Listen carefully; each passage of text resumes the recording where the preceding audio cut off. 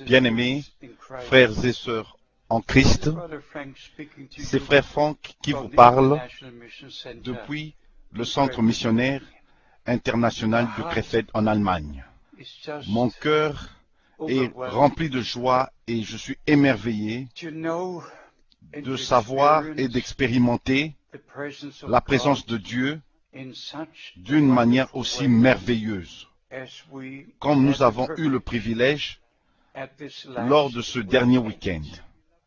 Bien-aimés, nous avons parlé de la parole de Dieu et de son alliance avec Noé, avec Abraham, avec Israël, son alliance avec l'Église du Nouveau Testament, où notre Seigneur a dit, ceci est le sang de la nouvelle alliance. Nous avons parlé des promesses. Nous avons parlé de beaucoup de choses qui sont en lien avec l'alliance que Dieu a fait avec nous. Et nous avons lu les Écritures où notre Seigneur est montré avec l'alliance dans les prophètes de l'Ancien Testament, comme dans Ézéchiel chapitre 1, et dans le Nouveau Testament, dans Apocalypse chapitre 4 et 5, et dans Apocalypse chapitre 10.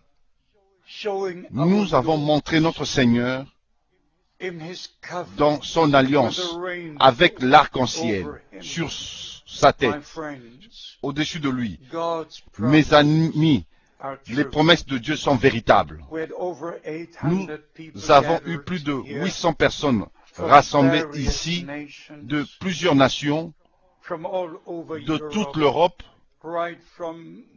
jusqu'à l'extrémité de la Finlande, en descendant jusqu'à Palerme, d'une extrémité du continent à l'autre, et aussi des amis de différentes parties de la terre se sont joints à nous pour ces réunions du week-end. Que puis-je dire? Le mois d'avril est toujours un mois très spécial. Le 2 avril, c'est vraiment un jour très spécial dans ma vie. Je regarde en arrière, à 47 ans, il y a de cela 47 années que le Seigneur m'a appelé avec une voix audible qui venait d'en haut, d'à droite, et il m'a parlé dans ma langue maternelle, et il m'a appelé, m'a donné la commission d'aller de ville en ville pour prêcher sa parole et aussi de distribuer la nourriture spirituelle qui était emmagasinée. Je regarde en arrière à ces plusieurs années.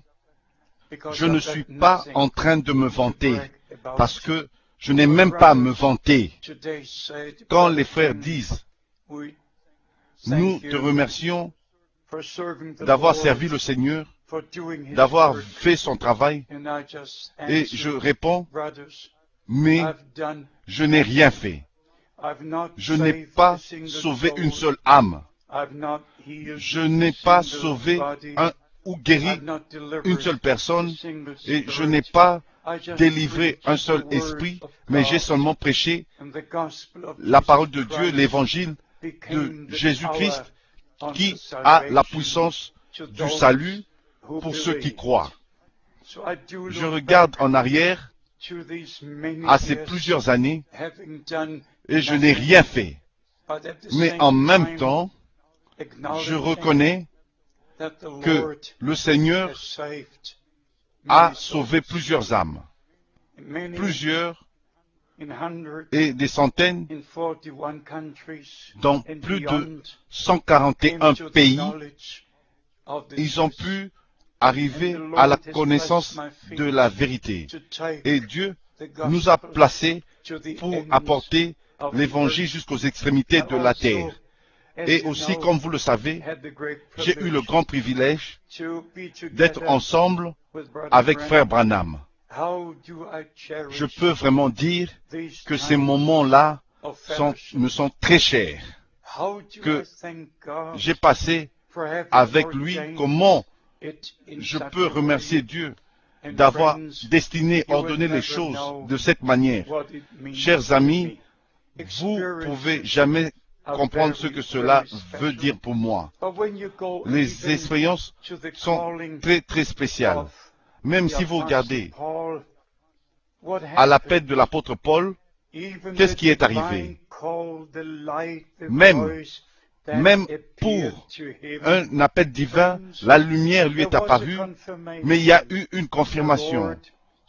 Le Seigneur a parlé à Ananias, et il a dit Ananias, et il a envoyé Ananias à Paul.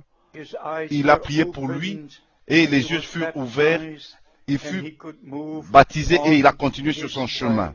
Pourquoi est-ce que le Seigneur a confirmé l'appel qu'il m'a donné à Frère Branham le 3 décembre 1962? C'est absolument nécessaire que Dieu confirme cet appel, sa commission. Et chers amis, je suis très reconnaissant envers Dieu. Je n'ai pas à venir avec une histoire. Je n'ai pas besoin de raconter des histoires.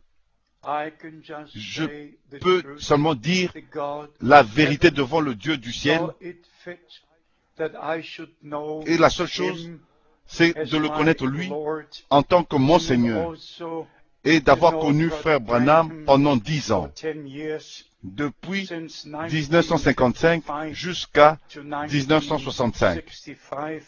Je n'étais pas seulement en connexion avec ce ministère, mais aussi avec lui personnellement. Et chers amis, s'il y a une personne qui vit sur la terre, qui sait, mais pas seulement croire, mais qui sait par la révélation divine que William Branham était ce prophète promis qui devait venir avant que le jour du Seigneur arrive. Nous avons vu l'accomplissement de Malachie, chapitre 4. Nous avons vu l'accomplissement comme c'était confirmé par notre Seigneur. Matthieu chapitre 17, verset 11. Marc chapitre 9, verset 12. Il est vrai qu'Élie doit venir premièrement et rétablir toutes choses. Et après, Dieu a restauré le message biblique du temps de la fin que Frère Branham a prêché. Permettez-moi de vous dire ceci.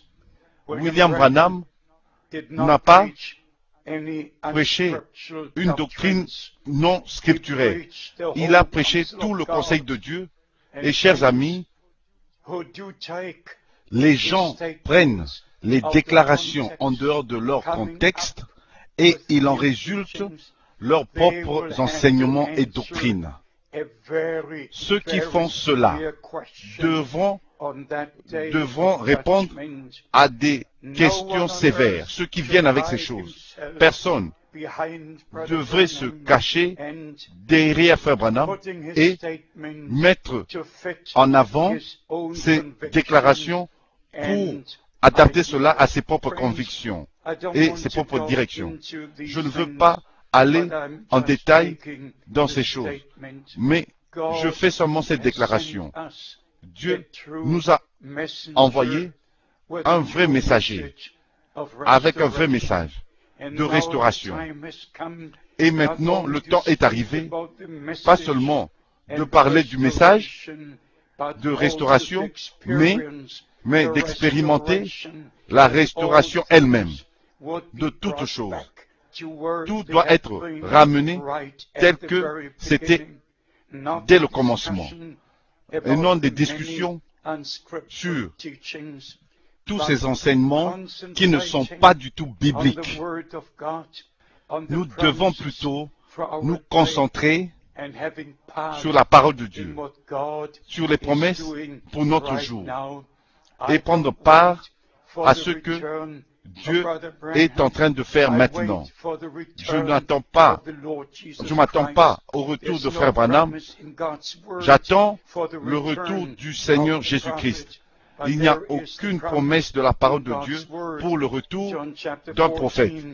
Mais il y a une promesse dans la parole de Dieu, dans Jean chapitre 14, au verset 3, « Je vais vous préparer une place et je reviendrai. » Et le retour de notre Seigneur ne sera pas comme un processus dans le temps, non plus par étapes, mais maintenant nous sommes en procédure de préparation, mais le retour de Christ sera en une minute, en une heure, en un jour, comme l'Écriture le dit, comme l'éclair resplendit de l'Orient en Occident, ainsi sera l'avènement du Fils de l'homme.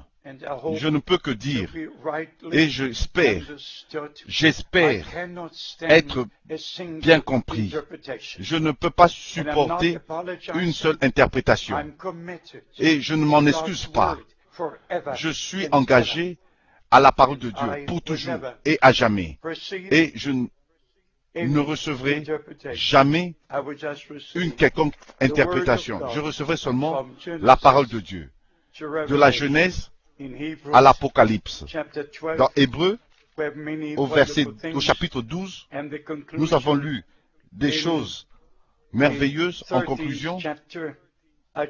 Dans Hébreux chapitre 13, je vais lire le verset 20, que le Dieu de paix, qui a ramené d'entre les morts le grand berger des brebis par le sang d'une alliance éternelle, notre Seigneur Jésus, vous rende capable de toute bonne œuvre pour l'accomplissement de sa volonté, qu'il fasse en vous ce qui lui est agréable par Jésus-Christ, auquel soit la gloire au siècle des siècles. Amen. S'il vous plaît, prenez part à ce que Dieu est en train de faire maintenant. Soyez tous bénis et je vous salue tous partout sur la terre du centre missionnaire de Krefeld en Allemagne, dans le précieux nom de Jésus-Christ, notre Seigneur. Amen.